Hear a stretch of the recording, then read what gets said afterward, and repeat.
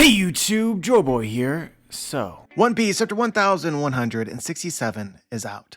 If you guys haven't checked out that chapter yet, I suggest that you do so because I will be spoiling you. But now that you have, let's begin.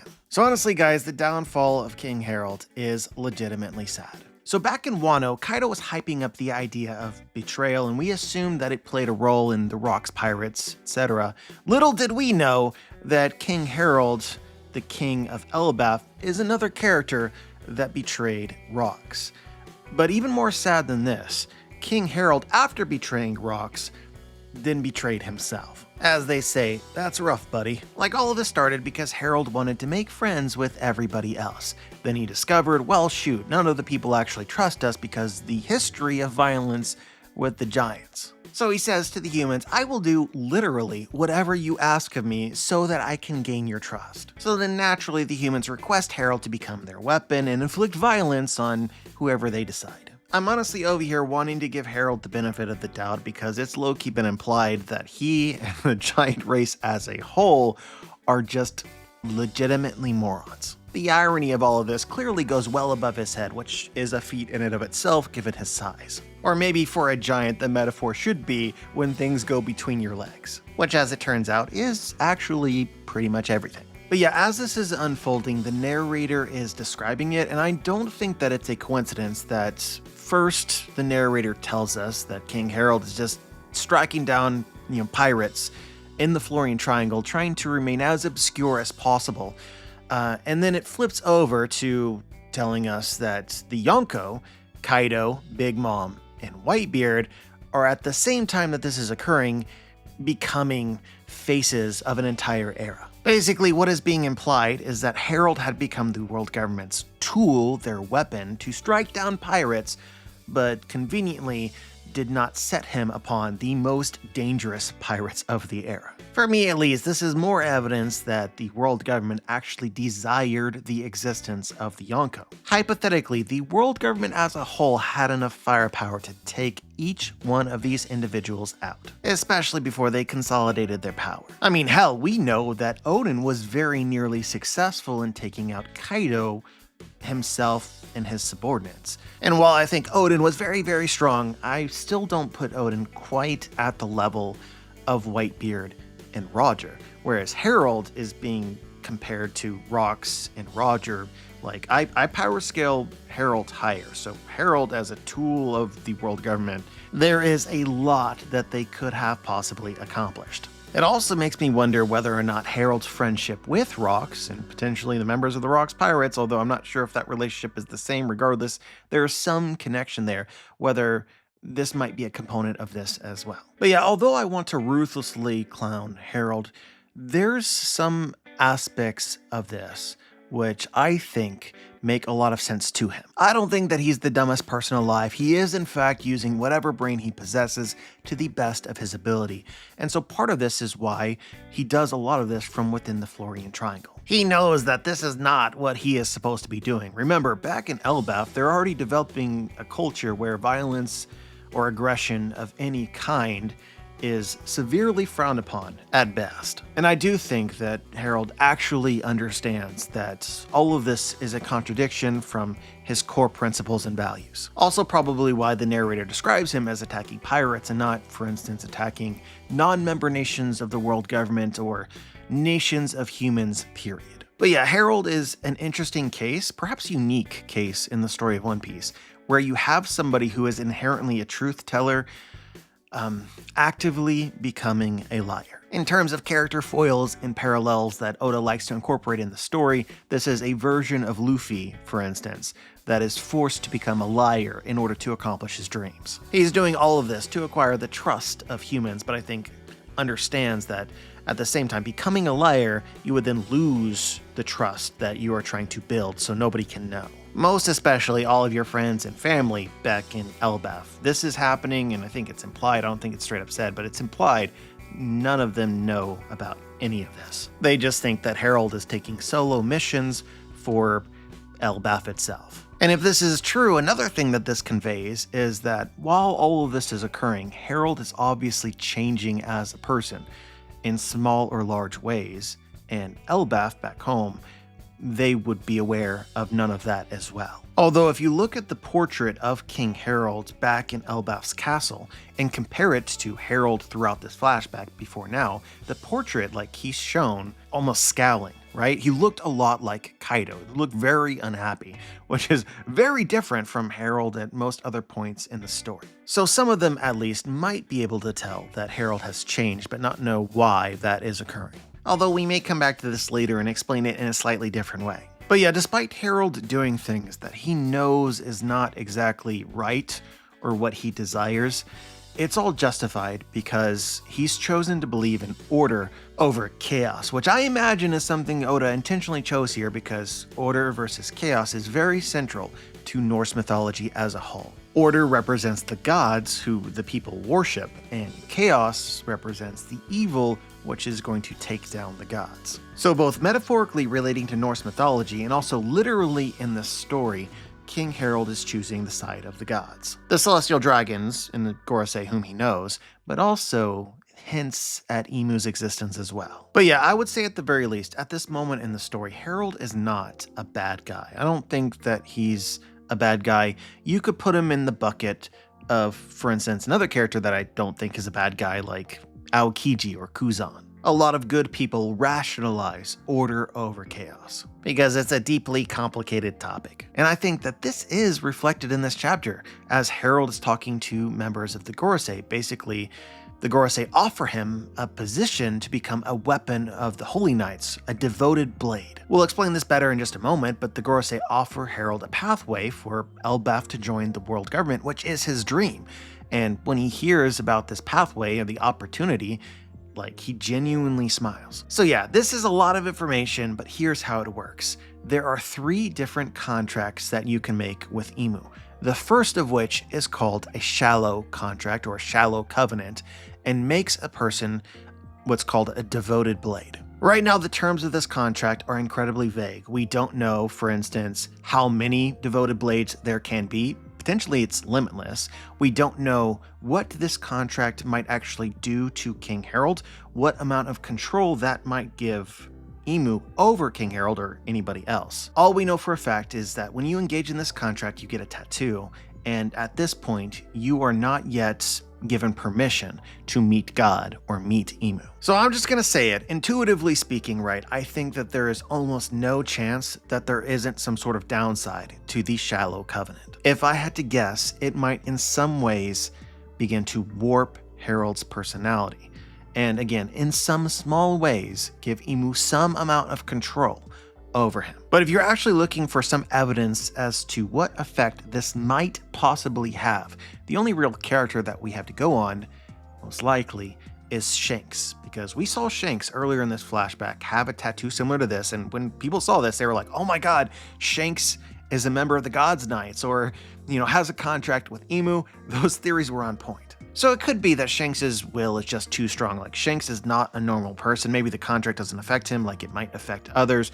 Regardless, from this alone, you know that the contract, at the very least, probably has a very minimal effect. But we know that this absolutely 1000% is not the case for the next steps. I like how the fan translation translated this more than the official, but these were called the Deep Sea Contract and the Deep Sea Contract, or in the official translation, the Depths Covenant and the Abyssal Covenant. This is what makes somebody a God's Knight or a Gorosei. And we do know that there are limits to the number of these contracts that Imu can make. We're told that there can only be 13. The way that I math this out is that there's 5 Gorosei and there are 8 God's Knights. But yeah, guys, it's likely that Oda was pretty intentional with choosing the number 13 here. I think most people in the West know that 13 is considered to be an unlucky number. I'm not sure if that's the same in the West or in the East or not. I just know that that's something that where I'm from, we all know 13 is unlucky. And this has carryover into pop culture, for instance, holidays like Halloween, Friday the 13th. I would heavily guess that Oda is aware of pop culture and lore surrounding Halloween because we had an arc, Thriller Bark, which was literally dedicated to it. But I think the aspect of this that not everybody is aware of is why exactly is the number 13 considered to be unlucky? We know it from Halloween, but why is this the case? Why was this number selected? Well, guys, like many other things, it can trace itself back to religion, specifically Norse mythology and Christianity. Because in Norse mythology, Loki was the uninvited 13th god who crashed a dinner party in Valhalla, leading to the death of the beloved god of light, Balder. It's also said that the number 13 is unlucky because at the Last Supper, there were 13 people at the table, Jesus plus his 12 apostles. Judas was the 13th guest to sit down in some traditions, and Judas was the apostle that betrayed Jesus and led to his crucifixion the next day. Jesus' crucifixion happened on Friday, Good Friday. So if you didn't know why Friday the 13th was an idea, this is why. And also related to this is the idea that 12 is a sacred or holy number, the number of the complete divine order on earth. And this applies to many cultures and religions from across the world. But I suppose in the most ordinary sense that you can think of it, right? 12 months and a year, 12 zodiac signs. The day is split, at least in the West, between two 12-hour time spans. So I think everyone pretty much understands now that there's some religious undertones to this story, and with Nika specifically. And I think that the choice of the number 13 here for the number of direct subordinates Imu has is because Imu is this evil Jesus or Antichrist figure, and he has his 13 prophets or apostles. But if you guys have a keen eye here, you'll notice that there's a slight discrepancy between the comparison that we're trying to make in Jesus. And it is absolutely 1000% fuel for theories, which I think could end up panning out and becoming something. During the Last Supper, there were 13 individuals seated at the table, but one of those included Jesus. And what I'm speculating here is that Imu is this anti-Jesus figure, but he doesn't have 12 prophets, 12 apostles.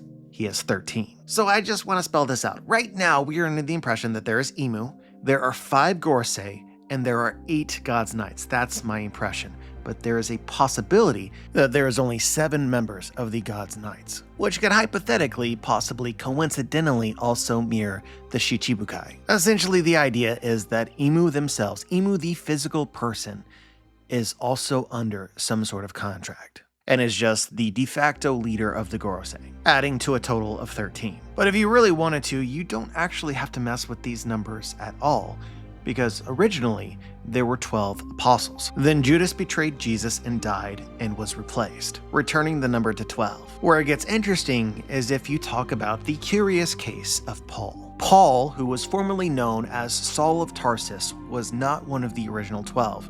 He never met Jesus during his life. After Jesus' resurrection and ascension, Paul had a dramatic encounter with the risen Christ on the road to Damascus. Because of that vision, Paul calls himself an apostle. He says he's an apostle abnormally born or out of time, the least of the apostles, unworthy to be called an apostle. So there exists the idea that whether he's a lesser than apostle or not, that there are 13. So honestly, guys, my instincts are screaming at me that I should really be very careful about what I say here. So all I'm going to say is that it's very clear at this point that the story of One Piece is basically a conspiracy theory made manifest in a fictional world. I, of course, have no idea, but I imagine in my mind that Oda spent a lot of time delving into the craziest rabbit holes that exist on the internet. So some of what we've been talking about here could end up being an even deeper conspiracy theory, layered in what is sort of the pop culture conspiracy theory that, the devil rules the world and all of our world leaders are Satanists and drink children's blood and that sort of stuff. Actual conspiracy theories that do in fact exist. But anyway, last thing that I want to say about this, if we've made a connection between the number 13 and the religious undertones of this story and compare Imu as this evil Jesus religious figure in the world of One Piece, then an angle which might be worth pursuing, or at least talking about a tiny amount, is the character of Judas. We've already said that betrayal is a huge part of this story. Betrayal is a huge aspect of the history of piracy, and Oda has created a world where, in reality, everybody is a kind of pirate. They are pursuing, acquiring, and protecting treasures, but treasure has various interpretations based on the individual. And Oda interrelates this with the concept of dreams. Dreams are treasures. Those in this world that have the most ambition usually have the biggest dreams, and therefore are pursuing the most coveted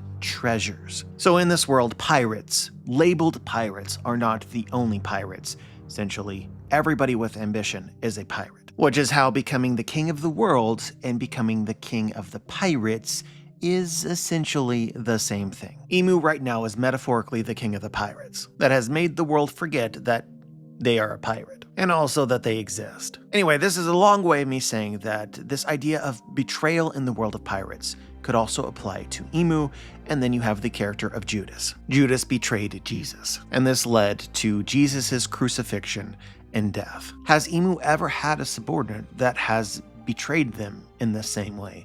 Or could they currently have a subordinate that will do this? So full disclosure, a long time ago I brought up the idea that Figurlin Garling may betray Emu. I still think that this is very possible. But for the sake of this review and this chapter, the characters I want to bring up speculatively are Shanks and King Harold. Did Shanks or King Harold ever become a member of the God's Knights? We are not led to believe that this occurred with Shanks, but that does not mean it did not happen.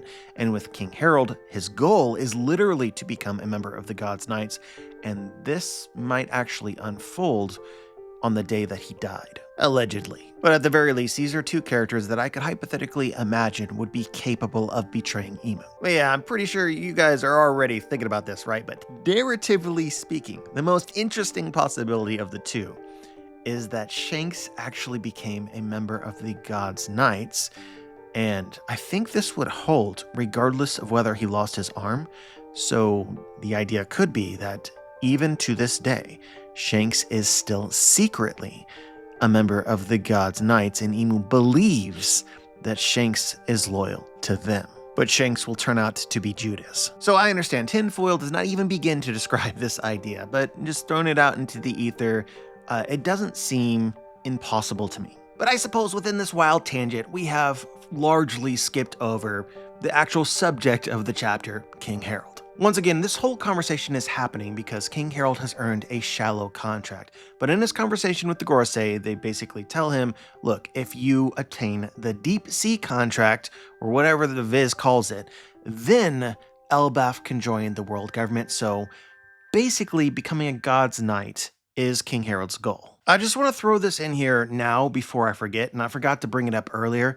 The reason that I like the names, the shallow contract, the deep sea contract, and the deep sea contract is because I have a long-standing theory that there is a world underneath the current One Piece world as we know it. An idea that Oda has sprinkled around across the story is the idea of something being built atop of the ruins of something else. For instance, in Wano, this is very clear-cut. The original Wano is on what is now the seafloor, and was built over. The same is true in Water 7. And I think also Oda flipped this idea with the portion of Jaya that blew up into the sky. It's like reversed. So without really explaining the theory to you, because it'd be too difficult to do, just telling you what it is, the idea is that the seafloor, or the ground of the world of One Piece as we know it, is actually former sky cloud. Over thousands of years, sky cloud accumulated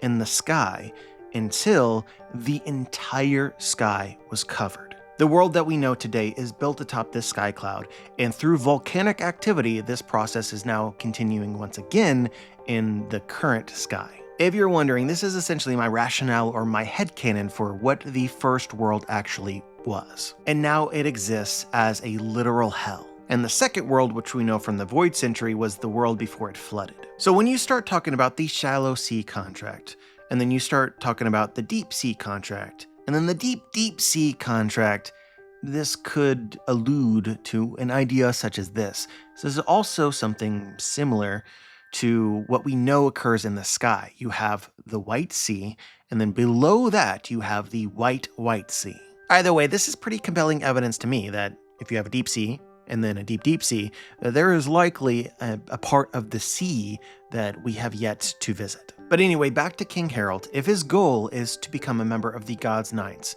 this occurring is definitely something that we need to talk about. At the very least, it's a possibility. Firstly, as we know with the other members of the God's Knights, once you achieve this level of contract, you cannot be killed by any normal means. Personally, I do not think that Skopper knows how to break this curse, and I also especially don't think that Loki knows how to break this curse. So if we speculate that Loki ended up fighting King Harald 16 years ago, and Harald was a member of the God's Knights either attained just before or immediately after returning to Elbaf, then King Harald should still be alive. We actually talked about this in the last chapter review, and the idea was essentially that Loki was able to, similar to Skopper, able to cut King Harald, chop him into pieces, prevent him from regenerating instantaneously. But he couldn't actually kill him.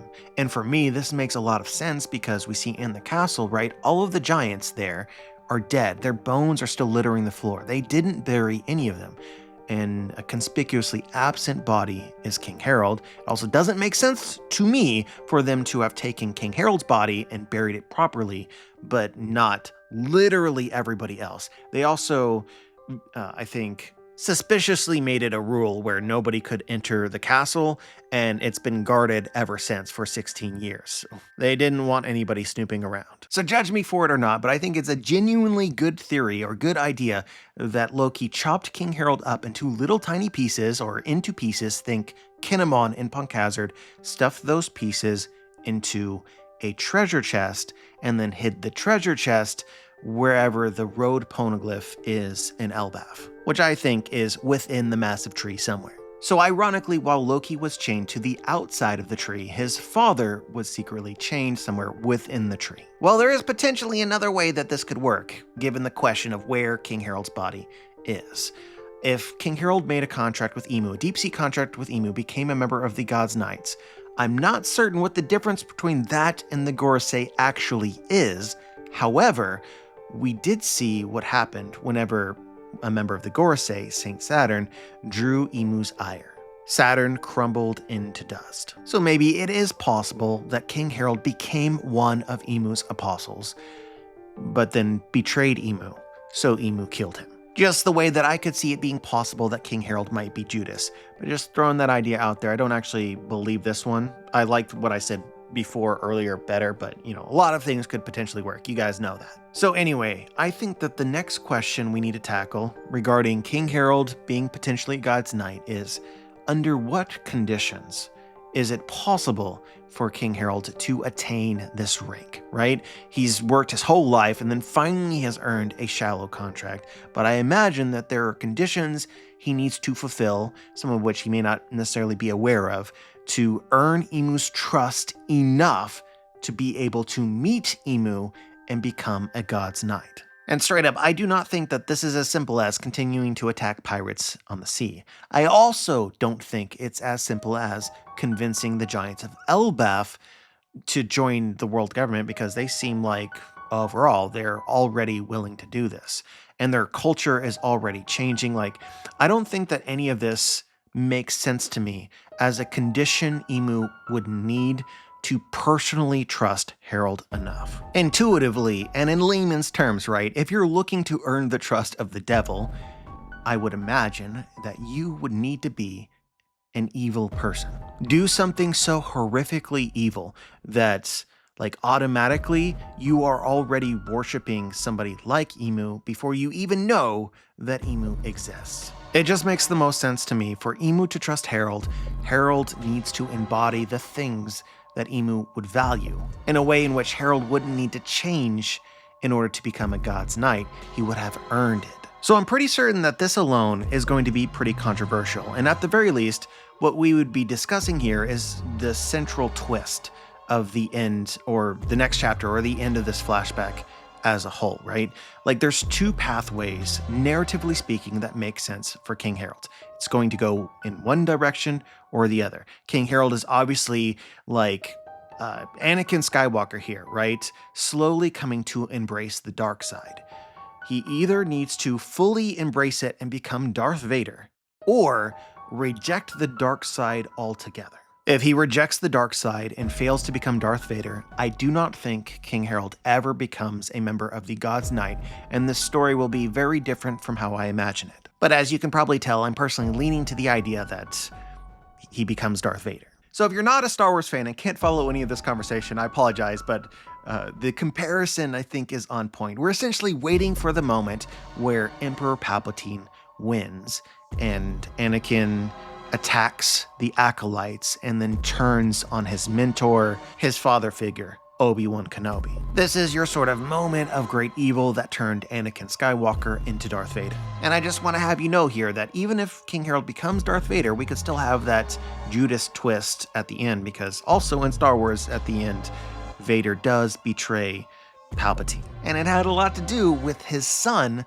Luke Skywalker. Related to One Piece, Harold becoming Vader but then betraying Emu could have a lot to do with his son, Loki.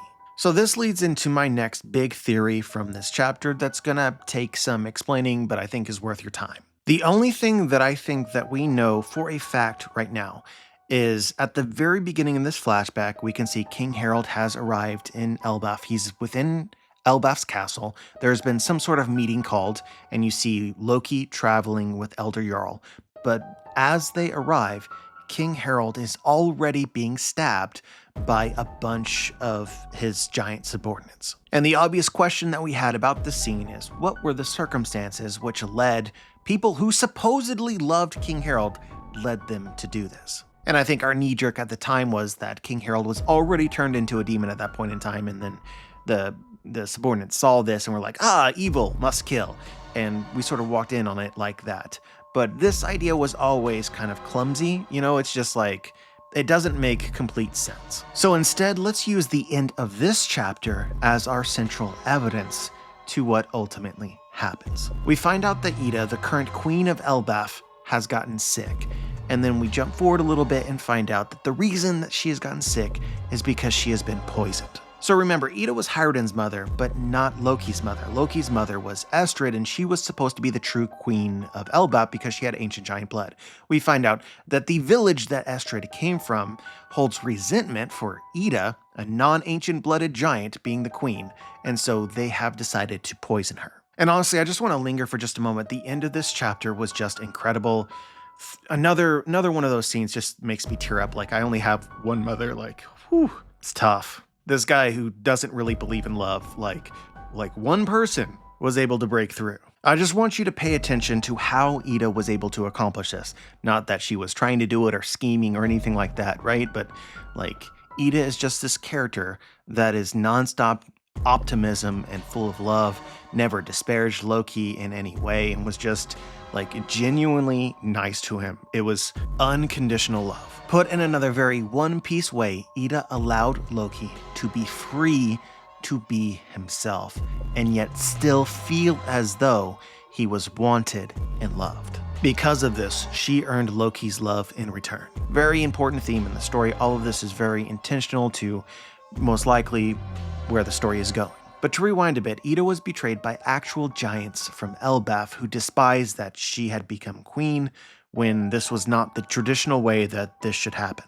And honestly, this shouldn't be a big shock to you, right? Because Harold was originally told by the elders, right, the Gorosei of Elbaf, that Ida could never be queen in the first place, which is why he was assigned Estrid. So following Rox's death, Harold changed at least a little bit. And the first thing, or one of the first things that he did, was he decided, look, I'm just going to marry the woman that I love, Ida, and made her queen. But at the same time as he did this, he also clearly made enemies with giants from Elbaf who believed in the traditional ways. So what the end of this chapter serves to accomplish and inform us of is that 1, Harold absolutely had enemies within Elbaf, and 2, these enemies are not completely above epic levels of betrayal, including murder. And I just want to make sure that I'm clear here, right? Obviously, a part of this is Ida, obviously. But this could go even deeper than what has overtly been discussed so far, right? We learned when we first arrived into Elbaf that, or very soon after we arrived in Elbaf, Elbaf is supposed to be closed off to the rest of the world. Humans are not supposed to be allowed there. I think from this, it can be implied that the idea of Elbaf joining the world government, joining the rest of the world, would be another thing that goes against Elbaf tradition, that a lot of giants from within Elbaf would potentially want to murder or kill Harald for. They could, potentially, behind closed doors, be talking about Harald as the tyrant king of Elbaf. He's changing so much about Elbaf, their culture, everything, right? Like, he is a dictator. So my idea is simple, and you can probably guess it already. We walked in to a bunch of giants stabbing King Harald. The assumption was, well, he's already a demon. That's why they're doing that. Well, it could be that what we walked in on is the assassination of King Harald by the disgruntled giants who preferred the old ways. Basically, we already know that Harald has very rarely been in Elbaf for the last very long time, right? So Harald returns, there's this big celebration announced. It's basically one of only a few opportunities anybody within Elbaf would actually have to be able to assassinate him, so they needed to do it in a hurry. And they did. So if all of this seems vaguely familiar to you, it should, because what I'm essentially describing is the assassination of Julius Caesar. Like King Harald, Julius Caesar came from noble blood and was a great warrior that spent most of his time fighting battles, in this case both metaphorically and literally, outside of Rome. It was due to these conquests and other factors that Julius Caesar became incredibly popular within Rome. He became a very beloved figure. So I don't want to give the impression that I'm talking down to anyone, because this is pretty common history, and sometimes I bring these things up on a very simplistic level, and some comments seem offended that I'm saying what should be obvious, but just so that everyone is on the we're all on the same page here. Julius Caesar was never the emperor of Rome. It was just the idea of this that the Roman Senate and basically the Gorosei of Rome, they feared that he would become that. They feared that he would change Rome from their traditional beliefs and values. Specifically, they didn't believe in the idea of an emperor or a king. Similar to the empty throne in One Piece, there was this big taboo during the time of the Roman Republic against kingship. But the problem was, and what the senators feared, is that Julius Caesar had too much power and was too beloved by the people. So famously, Brutus and the other senators conspired to assassinate Julius Caesar, and they successfully did this, ultimately ushering in the age of the Roman Empire. The first official emperor of Rome was Julius Caesar's heir, Octavian. Likewise, I think the elders of Elbaf conspired to assassinate King Harald and ultimately ushered in the rule of his son, Loki. But anyway, I hope that wasn't too confusing, and don't get lost in all the details here. On a surface level, right, there's potentially a lot of similarities here with the assassination of Julius Caesar. But notably, I would think, a very obvious exception to these similarities is that Julius Caesar actually died. I do not think that these giants successfully killed King Harald. So for a moment, let's just assume this to be true. Imagine it happening, right? What would happen after this? Well, in the last chapter of One Piece, King Harald is freaking out after the death of Rox, attacks a giant that is pillaging humans, and says, and I quote, "I refuse to overlook the evil of the giants." So how exactly do you think King Harald will feel after his own people attempt to assassinate him? After he has spent his entire life working tirelessly, sacrificing endlessly in order to create a better world for these people. It is already implied that Harald thinks very low of himself, and by extension, very low of his entire race of people. This is very rare and unique in One Piece, and because of that, I like it a lot. But basically, Harald thinks that he and his own people are evil. He is trying to save and protect the giants from themselves. So I think after his own people attempt to assassinate him, he will of course kill them all. And then, in my opinion, he will resolve himself to very extreme measures in Elbaf itself to stop something like this from occurring again and basically stamp out the evil. So Harald would fully embrace, wait for it, absolute justice. And something like this would also put his own son, Loki, within his crosshairs, because Loki essentially represents to an extreme degree what Harald is attempting to eliminate. And it also works on a number of levels, right? Because King Harald hates himself for what he couldn't do for rocks, and because of that there's all this fallout, but Loki is of King Harald's blood. So as King Harald hates himself, he sees what he hates in himself in his son. Bad blood. Again, I do not think that it is a coincidence, following along with this story, that at the end of this chapter we see Loki destroy an entire village in Elbaf. Likely stories of this will spread around Elbaf itself, and King Harald will find out about it, and all of this puts Loki and Harald in conflict. Even though Loki attacked this village for, we understand the context, for very just reasons. And another element of this I just want to throw into the pot that I'm thinking about is Elbaf already has rumors that Loki is a cursed child and was essentially responsible for the death of his mother. Now we know that Ida is sick, and I'm gonna guess that not everyone is gonna know that Ida was poisoned, but I don't know that. Regardless, it could also be that Elbaf ends up blaming Loki's curse for Ida's death as well. So going back to the portrait of King Harald that we saw in the castle and how different it is from the King Harald that we actually know, I'm pretty certain that that portrait was taken after Ida died. So I'm pretty confident that there's still at least a few more years left of Harald's story before he reaches his final form. So obviously this has been a lot of talk no jutsu, right?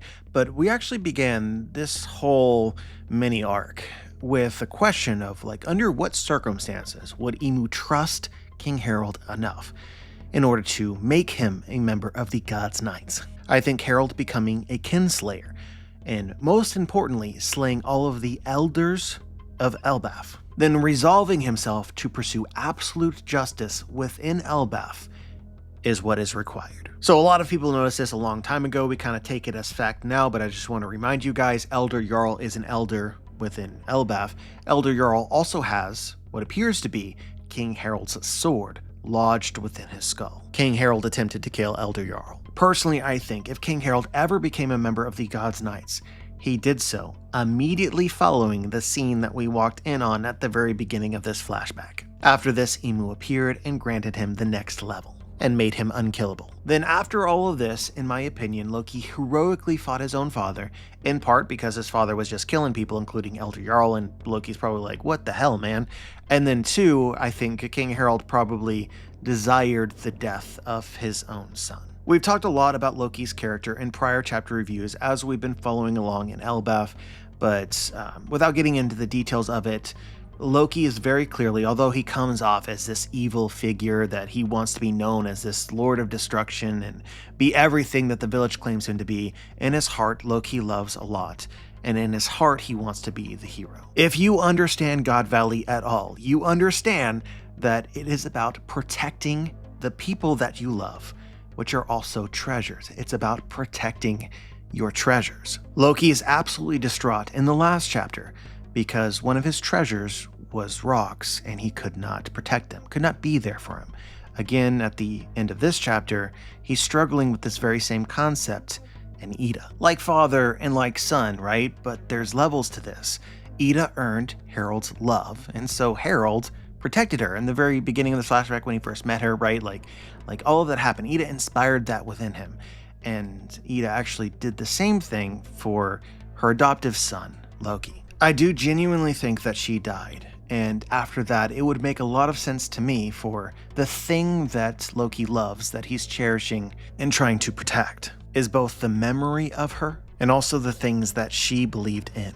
And so straight up, guys, one of the things that Ida very clearly believed in was King Harald. Honestly, I think that this theory might actually work even better if Ida isn't actually dead at the time that all of this occurs, if she's still just sick. Either way, I believe that Loki was able to defeat his own father, and then afterwards was motivated to keep everything that occurred a secret. He lied to protect what Ida loved about Elbaf, and also potentially to protect Ida herself, because he loved her. We've talked a lot about lies in recent chapter reactions and such, right? How lies are generally seen as a negative thing, but there's some ways in which you can make it positive. This is one of the ways in which you can make it positive, right? Like a lie that potentially might save people's lives and make them happier. Although the truth is often celebrated, the truth can also hurt, and the truth can kill. All the various dynamics of this play out in Syrup Village between Usopp and Kaya. The moral is something to the effect of lies which uplift people's spirits or make them stronger people are not necessarily bad things, which is most likely the aspects of being a liar that Luffy requires in Usopp at the end of the story. And I would also guess that some element of this might be present in the story of Joy Boy very near or following his death. Anyway, this is my updated prediction as to how this flashback ultimately plays out. We will see how close it is to the truth. I feel gradually more confident about what I'm speculating here, but of course, you never know. You never know. Truer words have never been spoken. There's still a bit more from this chapter that we need to discuss. Firstly, we see King Harold in his adventures, eventually travels to Fishman Island, and seems to have made great friends with Fishman Island's king, King Neptune. Basically, Harold has been telling stories to King Neptune about his mischievous son and how borderline evil his son is, and he's not sure what to do about it. And Neptune's like, you know what, I don't think that your son is as bad as you say that he is. Like, he's related to you, right? So he has some potential to grow. How could he be worse than you when you were a child? And then Neptune leans in and says, actually, fortune teller told me that I would receive a daughter 4 years from now. What do you say? We could betroth your Loki to my daughter. Conversation continues a bit, and eventually King Harold seems to agree. But specifically, he says, to the future of my little brat and your shaggy daughter. She will not be Shaggy. So I prefer the fan-translated name here, not the Viz-translated name, but we've been calling this character Mosa, but in the Viz translation, they've been calling them Shaggy. Harold has called the yet unborn Shirahoshi Shaggy. This all but confirms that the identity of Mosa is either Shirahoshi or King Neptune. And you should lean heavily to the idea that it is Shirahoshi. Oda also very casually brought up the idea of long-distance transponder snails in King Harold in this chapter, so the idea is that Shirahoshi possesses a transponder snail linked back to Elbaf because of this betrothal that happened before she was born. We also know that Shirahoshi has essentially been the princess trapped within the castle from very early on in her life, in part because of what she is, her size, and also Vanderdecken. So basically, she's living in her room for most of the time, and I would guess that the transponder snail is there, and essentially, Loki is her only friend. It's actually crazy that people predicted this. They predicted it because I think it was in one of the Gold D. Roger flashbacks. Gold D. Roger also called King Neptune's daughter Shaggy. So that was the connection that people made and made a lot of people think that this theory would become fact, and sometimes the theory community is undefeated. So people actually mentioned this idea to me a bunch as Elbaf's chapters were passing. If you guys remember, my theory for the identity of Mosa was Elder Jarl, so I assume every time I brought up Elder Jarl, there was some comment saying, I think that Mosa is Shirahoshi. And I never actually believed that theory. And now that we've gotten it, the reason I didn't believe it is because I never really understood it. In my head, it made little to no sense. It was just kind of a reach to think that Shirahoshi had a pen pal in Loki who she likely never met, and the connection between those two characters was very much not clear to me. But honestly, I'd totally forgotten that Shirahoshi spent most of her life alone in her room. So I'll fully embrace the L here and tell you where I'm sitting right now, I actually really like this theory a lot. And not just for the fact that it is incredibly likely to be true. Mosa was talking about a very scary event that had recently occurred to them, and given recent events in the story, it's pretty likely that what Mosa was referring to, if Mosa is Shirahoshi, is something that occurred during the reverie. And I think that all of this is the exact opposite of a death flag. This is a life flag for Loki. If all of this is true, it implies that Oda has a future planned for Loki. Loki has a reason to live. I've speculated for the longest time that I thought that Loki would die, and the reason why I thought this is because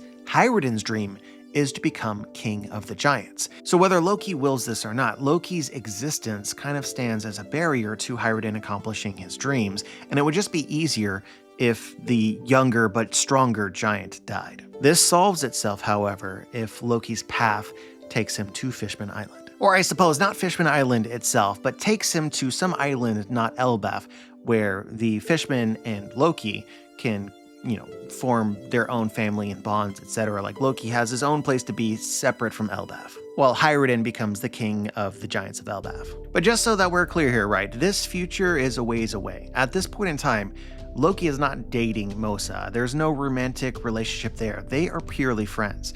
The next step in all of this is simply Loki meeting Shirahoshi, most likely instantly falling in love with her, and then, the story would progress from there. Probably most people have forgotten about this because it has not been brought up at all, but right, the original impression that we have of Loki was as a lover boy. He fell in love with Lola and was rejected. So there's a lot of Sanji within Loki, and I imagine that will manifest itself greatly when he meets Shirahoshi, and honestly, it's kind of cute in my mind. Also, probably related to all of this, another character which reminds a lot of people of Sanji is Skapar Gaban, and Skapar Gaban has the same sort of interracial dynamic going on here in Elbaf, where his homeland has changed. So long story short, Oda would have to be pretty cruel to kill off Loki. Now he is officially on life alert. And also all of this would presume that regardless of what happens in Elbaf, the end result for Loki will be good. We then fast forward in time and we see Fisher Tiger. He is a slave in Mary Joie and has escaped, but he's still chained.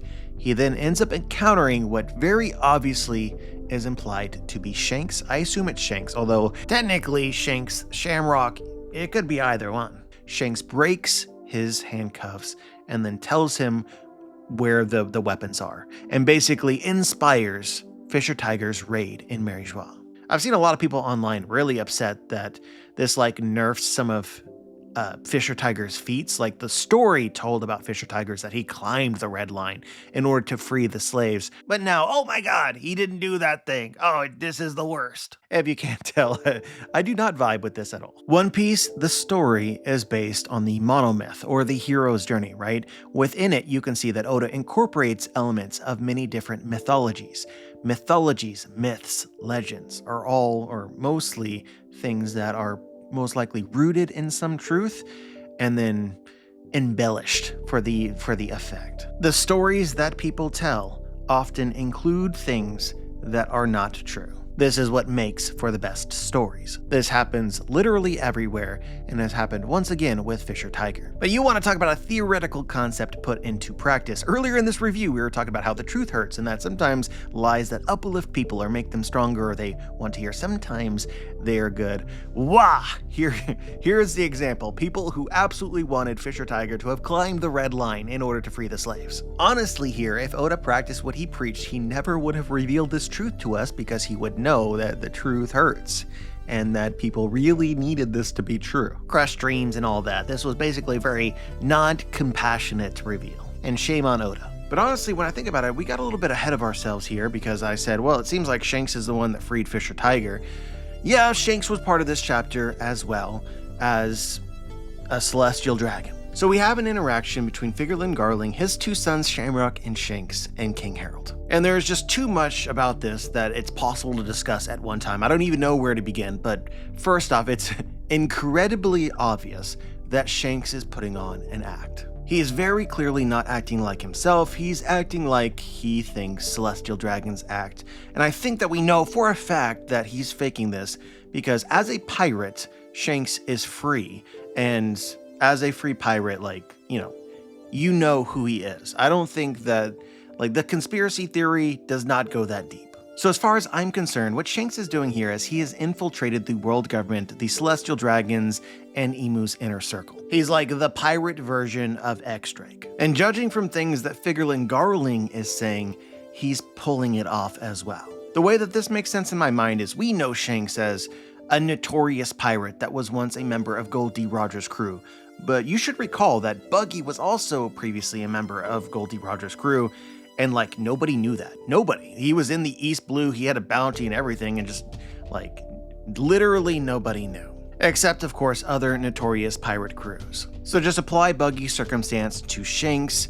I think Figurlin Garling basically knew nothing about his son. It's also really interesting to me that Shanks is actually wearing a bandage over his eye, which is covering his scar. Now, he could be doing this on purpose. For instance, Shanks's scar might be his identifiable feature. But another thought that I've had is that Figurlin Garling seems like somebody who has a lot of pride. And so for one of his sons to have a scar implies that somebody, not a god, injured him badly, right? I think something about that could be used in this story. But of course, the last and most obvious possibility, also I kind of think the least interesting possibility, is that Shanks just recently received his scar from Blackbeard. That doesn't make sense to me. For whatever reason, I can't tell you the exact reason, I just assumed that Shanks got that scar when he was a bit younger than this. But I don't actually know, and I haven't really looked into it fully yet, so it could just be that. But anyway, from this page, there's two glaring things that stick out to me. The first of which is it's kind of confirmed that Shanks was on a pathway, seemed to be pursuing the title of God's Knight. We talked about this way earlier on in the review, but since it was brought up in this chapter, Shanks actually achieving this rank, this level of contract, seems feasible. And on top of that, it just appears as though, like, just from the dialogue itself, if you read too much into it, it seems like Figurlin Garling might like Shanks more than Shamrock. Whether right or wrong, I just get the impression that Shanks has already proven himself to be much, much stronger than Garling anticipated, one, and two, much, much stronger than perhaps Shamrock was before he became a member of the God's Knight. I could just be biased here, though, in reaching.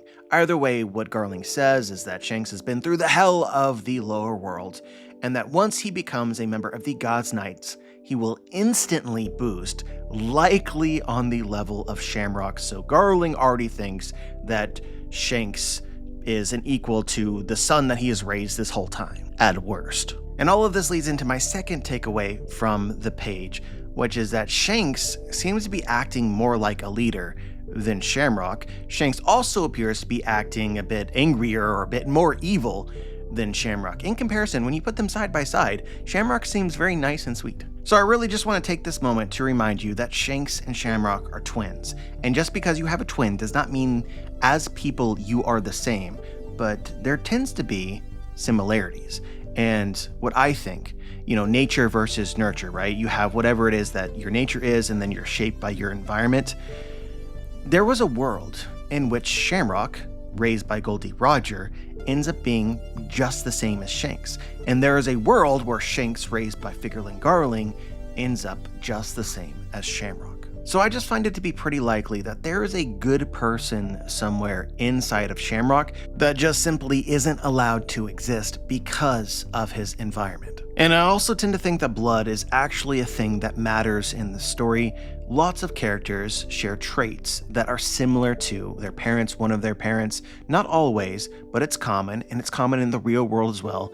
And the example that always comes to my mind is Sanji and his mother, Sora.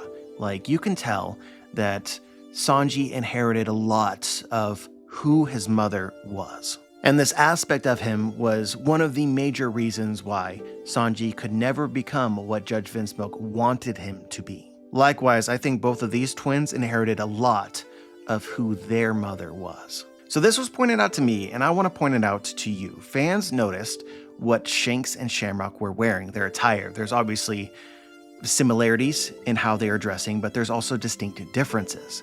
And if you look at what Shanks is wearing in this chapter, just the design of his costume, and you look at what Shamrock is wearing in the present story, present timeline in Elbaf, it seems as though Shamrock has kind of adopted Shanks' style from the past. So I'm seeing a lot of people comment some very head-ass things, like Shanks is Shamrock and Shamrock is Shanks. None of that makes any sense because Shanks has his scar and that will forever identify him. But I do think that this is a legitimate clue Oda intentionally kept in the story for us to figure something out. So I straight up think that Shamrock idolizes Shanks. Either idolizes in a literal sense, or, somewhere deep within him, he is jealous of Shanks. He feels as though or understands that Shanks is the better brother and wants to be more like him. So just to make sure that you're following me, right? This flashback is taking place 16 years ago. We now know, following Luffy and Shanks' flashback, Shanks ends up becoming an Emperor of the Sea, and I think that Shamrock, Garling, everyone would know that. Shanks is Shamrock's twin brother. This is now common knowledge. So his brother has literally become an Emperor of the Sea. So there's two ways that this could go. One is the more likely pathway. The other is the tinfoil theory that we brought up earlier in the review. The more obvious conclusion that requires less leaps of logic is simply that eventually they realized that Shanks was a traitor, and so, Shanks basically gave them all the bird and then went off to become a pirate. I honestly think that Shamrocks could respect Shanks for this. Shanks, as a pirate, he's free, right? And we've seen this with other characters in the story. For instance, Odin, like, a lot of characters value freedom, the ability to just do what you want. Can Shamrock do what he wants?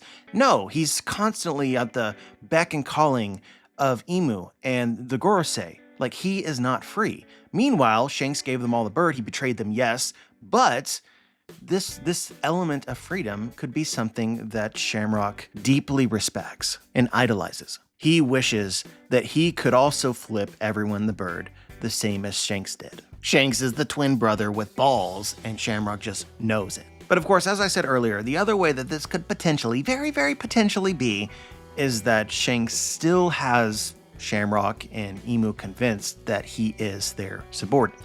He made the God's Knight contract. So Shamrock may see it as Shanks has duped the entire pirate world by becoming an Emperor of the Sea, and has essentially attained responsibilities that they would never give to Shamrock himself because he is simply not worthy. And all of this may interrelate with what I think is intuitively likely to be the case. Shanks is much, much stronger than Shamrock today. In the very same way that Sanji is also much, much stronger than all of his supposed twin siblings. His path, and specifically his freedom, allowed him to grow beyond their limits. So either way that you want to look at it, however you want to make sense of it, I think that Shamrock idolizes Shanks. And I really hope that this crops up in the story at some point. So we all are aware of the mysterious Shanks figure that appeared in front of the Gorosei to warn them of something. And so when this first happened, we were like, oh my god, why is Shanks communicating with the Gorosei? We found out later that Shanks has a twin brother, Shamrock. And then everyone immediately thought, finally, it makes sense. The person that was speaking to the Gorosei was not Shanks, it was Shamrock. But I want you to pay attention to how Shamrock and Figurlin Garling are walking around Mary Joie. They're not wearing shady cloaks, which tend to be worn when you're looking to hide your identity. If Shamrock really wanted to meet with the Gorosei, for one, he could just be summoned via the mark, or two, they could just schedule a meeting and he walks in all regal-like as we see him in this chapter. It doesn't make sense to me for Shamrock to ever wear something like that while in the Holy Land. It's not as though members of the God's Knights cannot meet with the Gorosei. I figure this is a pretty common occurrence. All of this really helps substantiate the idea that that cloaked figure was in fact Shanks, and Shanks still has the government convinced that he is subordinate to them, just making sure that this is sad. So it's possible we're a little ahead of the curve here, and as you read Shanks' interactions in this chapter, in the future, Oda will make us question which version of Shanks is the real Shanks. Spoiler alert, it's the good version of Shanks. Shanks is not evil. But also, spoiler alert, I think some aspects of the anger that Shanks demonstrates in this chapter actually come from a real place. He's both faking and he's not. I do think that we will eventually learn that Shanks has some very legitimate reasons to be angry. But yeah, I think that is everything that I had to say today. Once again, another banger. For those out there who celebrate Thanksgiving, I hope your holidays were good. Like the video, subscribe, click the bell to be notified to join the squad. And as always, guys, have a wonderful day.